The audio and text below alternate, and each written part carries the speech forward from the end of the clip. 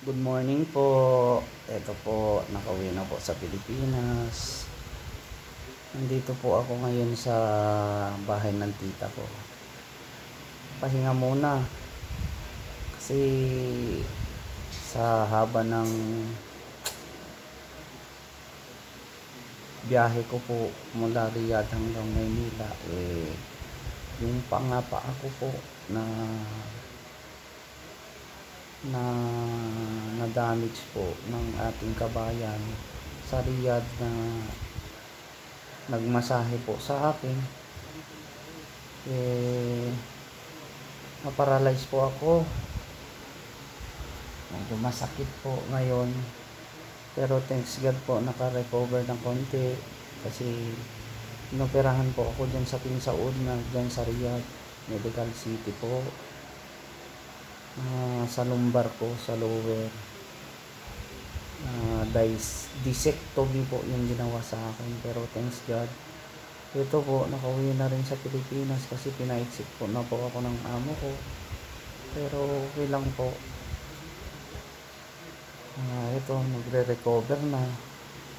Kaya sa nag-massage po sa akin, pinapayo ko po sa kanya na sana wala na siyang masasaktan pa na imamassage kagaya sa akin. Yung sabi ko na nga po na pinapatawag ko na po siya at pinag-pray na po sa Panginoon sa nagawa niya sa akin. God is good talaga. God is good every time talaga. Pero at saka isa pa, salamat po sa aking amo na tumulong din sa akin sa aking pag-uwi. Maraming salamat po sa kanya.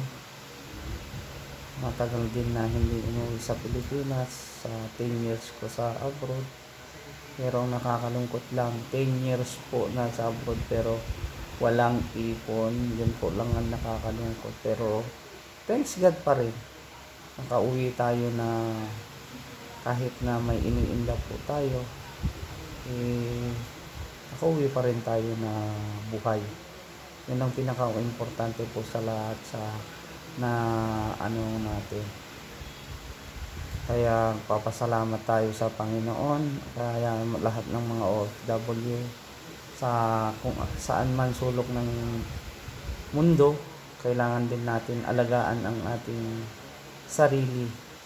Kasi binigay ng Panginoon ang ating katawan para sa ganon, hindi lang magpakasaya o anuman, para alagaan din natin at mahalin. Maraming salamat po sa panonood sa aking kunting video about sa nangyari po sa akin. God bless po sa lahat. Subscribe nyo rin po ang aking YouTube channel. Pindutin na rin po yung notification bell para sa mga bago ko pang mga video na i-upload. Thank you po and God bless.